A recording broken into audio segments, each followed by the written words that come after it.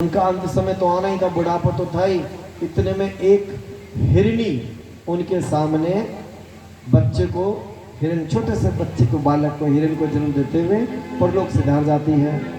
तो उनके मन में ऐसा भाव आता है, शुरू में अब तक तो ये सोचा कि अंत काल भगवान का नाम लेंगे, लेकिन जब मर भी रहे थे तो मन में यही ख्याल था कि उस हिरणी को कौन देखेगा, छोटा सी बालक, अभी पूरे जंगल में कौन देखेगा, कोई खा ना जाए। तो जब मन अंत काल में जिस भी स्थिति में होगा, अगला जन्म वही मिलेगा। ये आप लिख सकते हो, भगवान ने लिखने की ताकत दी है। ध्यान रखिए, गीता में भगवान कृष्ण कहते हैं, मैं किसी के कर्मों के फल की रचना नहीं करता, कर्मों की रचना नहीं करता। आप अपने आप में ही तीन गुण हैं, सतोगुण, रजोगुण, तजोगुण, अपने आप में ही भुगत रहे हैं। और ये संसार त्रिगुणात्मक है, इन्हीं तीन शक्तियों से चल रहा है। राजा भरत का अगला जन्म हुआ हिरण का, लेकिन अच्छे काम किए थे, भगवान का नाम जब किया था तो बुद्धि रही। आपने कहीं देखा होगा, अभी एक वीडियो भी आ रहा था, हिरनी है कोई, गुजरात में एक आश्रम है, वहाँ जब राधे राधे होता है तो नाचती है। हाँ, वृंदावन में जाके देखो, वृंदावन में बंदर लोग जो हैं, हाँ बंदर हैं, और इतने सारे पशु पक्षी हैं, आपको बहुत फर्क दिखेगा कि इनमें भी ज्ञान है कहीं ना कहीं। निधिवन जाके देखिए, वृक्ष कैसे लिपट रहे हैं एक दूसरे से, लगता है कि राधा और कृष्ण यहाँ पर हैं। हिरनी का जब जन्म हुआ तब भगवान से कहा कि भगवान फिर से कोई ऐसा गलती नहीं करेंगे, दोबारा से मौका दो। फिर से जब जन्म मिला है उनका, एक ब्राह्मण के यहाँ पे, अंगिरस नाम है उनका। ब्राह्मण ने सोचा कि ये मेरा बेटा है, अब मैं इसको कुछ सिखा देता हूँ और घर जाके यजमानी करेगा। तो भरत जी को पिछले जन्म की तो याद थी, सोचा यजमानी करूंगा, फिर चक्कर में पड़ूंगा, फिर पैसे लेना देना। तो पापा के, अपने पिताजी के सामने ऐसा दिखाते थे जैसे कि उन्हें कोई श्लोक ही समझ नहीं आ रहे, आता सब था।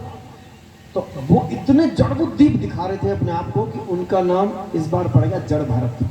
क्या पड़ गया? जड़ भरत। न कपड़ों का ध्यान, न लत्ते का ध्यान, उन्हें मालूम है इस बार भगवान गलती नहीं करनी। ऐसे करके जब सबने उनका ध्यान छोड़ दिया तो वो जंगल में विचरण करते थे।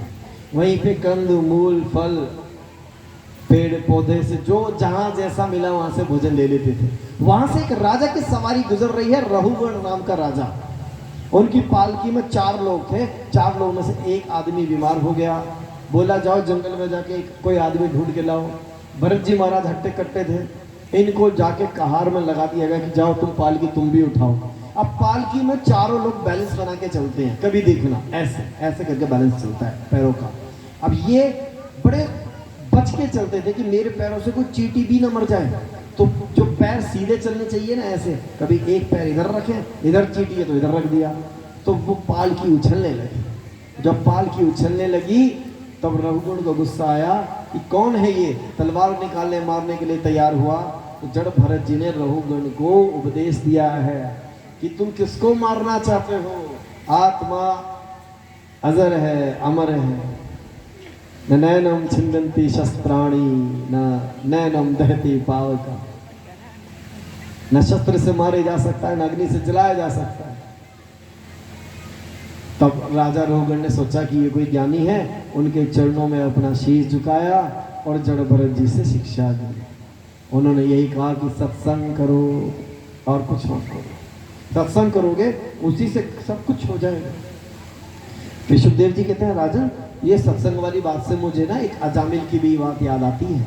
अजामिल नाम का एक ब्राह्मण था, अच्छा खासा काम करता था, लेकिन एक गणिका के चक्कर में, नाचने वाली के चक्कर में पड़ गया। उसके बाद सिर्फ उसकी फरमाइशें पूरी करने में उसकी ज़िंदगी बीत रही थी।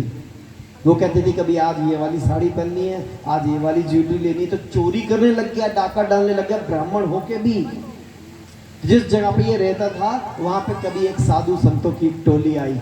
उसने कहा कि भाई, बच्चों से पूछा कोई यहाँ पे जरा कोई भक्त आदमी है तो बता दो, हम थोड़ी देर वहाँ बैठ के विश्राम कर लें। तो बच्चों ने आनंद पूर्वक खेल खेलने के लिए अजामिल का घर बता दिया। अजामिल के घर पे जैसे दरवाजे पे दस्तक दिया संतों ने, तो गणिका ने, जो वैश्य थी, उसने कहा, महाराज आपका बहुत धन्यवाद जो आप मेरे द्वार पे आए, पर मैं वैश्या हूँ तो मैं आपको भोजन बना के नहीं पवा सकती, आपको मैं कच्चा सामान दे देती हूँ, आप भात बना लीजिए। सामान उन्होंने बना लिया, पाया भी अच्छे से। इतने में अजामिल आ गया। अजामिल कहता तुम्हें अंदर घुसने किसने दिया? कहते भाई ऐसे ऐसे हम आए थे, किसने बताया? बहुत बड़े भक्त। कह रहे कोई भक्त वक्त नहीं है, कोई भक्त वक्त नहीं है, देख लो यहाँ से। अपमान करने लगा। संतों ने सोचा अब इसका भोजन खाया है तो भोजन, आप ब्राह्मण को जब भोजन कराएंगे तो सिर्फ भोजन नहीं कराया जाता, उसे दक्षिणा भी दी जाती है साथ में। किस बात के लिए? कि महाराज आप आए हमारे यहाँ, ये एहसान किया आपने हमारे ऊपर, कृपा की है, इसके एवज में हम आपको ये दक्षिणा दे रहे हैं। अजामिल से कहा बस तुमने हमें भोजन तो पवा दिया, एक काम करो कोई दक्षिणा दो। अजामिल कह रहा कि